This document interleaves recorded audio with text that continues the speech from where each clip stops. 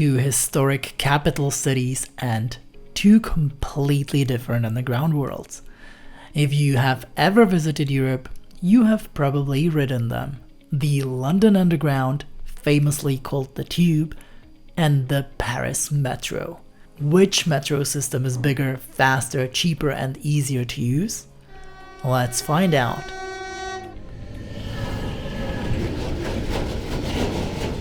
To understand these transit networks, we have to look at how these cities are shaped.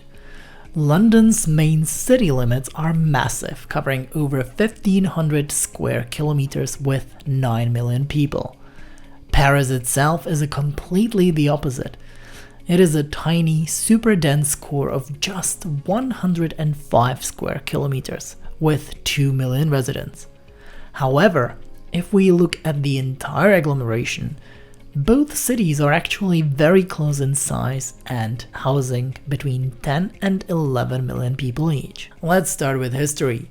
London built actually the very first underground railway in the entire world all the way back in 1863. Early trains used steam engines, which meant the tunnels were often filled with smoke. Paris opened its first line much later, in 1900s. Just in time for the World's Fair.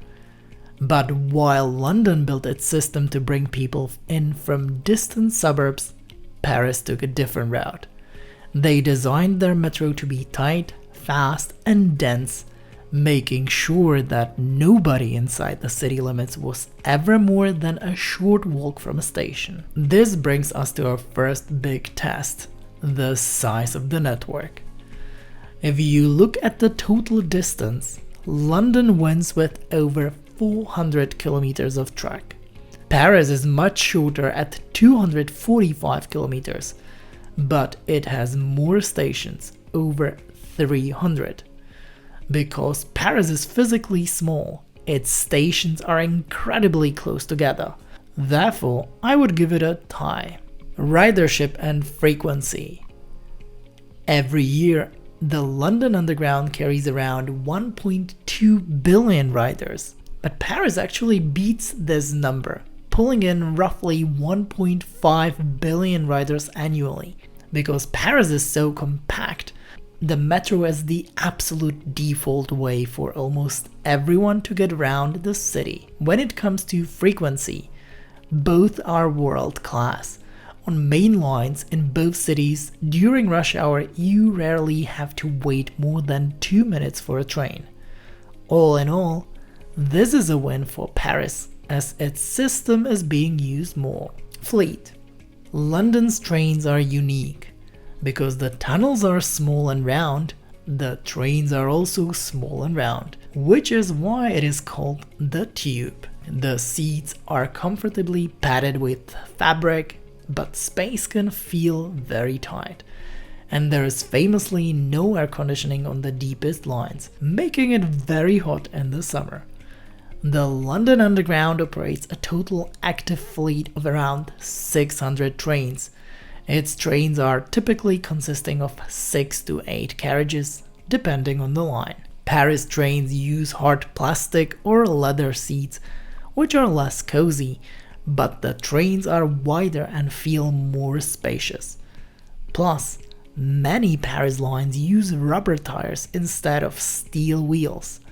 This makes the ride incredibly quiet and allows the trains to accelerate and stop much faster.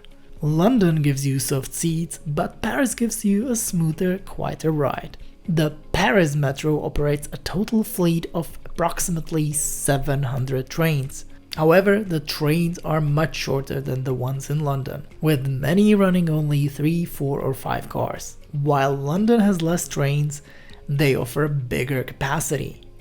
Therefore, this is a tie for the both systems. Ticket prices and navigation. London uses a smart zone system with dynamic pricing. A single journey can be expensive, but London is the king of technology. You don't need to buy a ticket. You just tap your regular bank card or phone at the gate.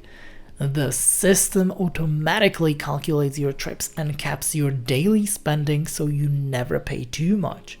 The cheapest journey starts at 3.5 euros, which is not a little. The good news is that you will not pay more than 10.5 euros per day, as there is a cap how much you pay maximum per day. This is valid for Zone 1 and 2. Paris relies heavily on a flat fare. One ride costs you 2.55 euros. You pay the exact same price whether you go one stop or 20. This makes short trips a little bit pricey, but it pays off for longer trips.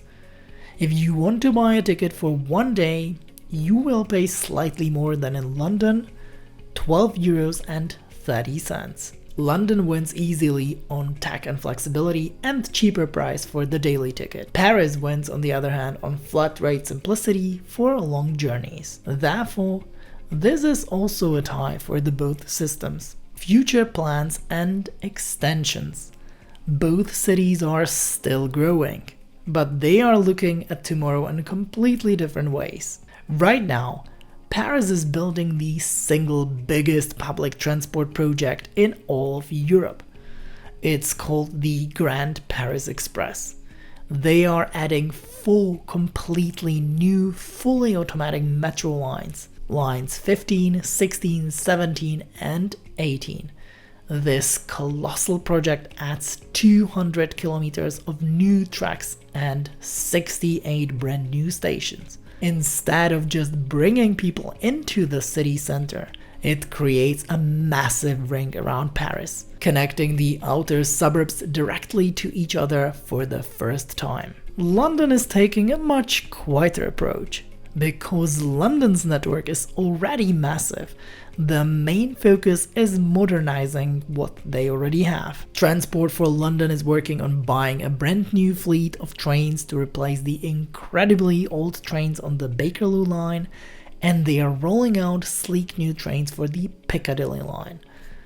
While there are exciting plans to extend the Bakerloo line further into South London and push the DLR across the Thames River, the London's biggest challenge is finding the money from the government to build them. In short, London is working on fixing and updating its historic system, while Paris is literally building a whole new one. Therefore, this is a win for Paris. In our comparison, Paris wins 5-3, making a difference especially in the daily ridership and future plans, which will make this system even better in the future. But if you want a massive system that connects the far suburbs directly to the city center with seamless smartphone tapping, London's Tube wins. Which underground system would you rather ride?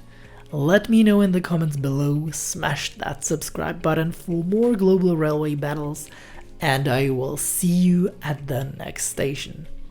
Bye!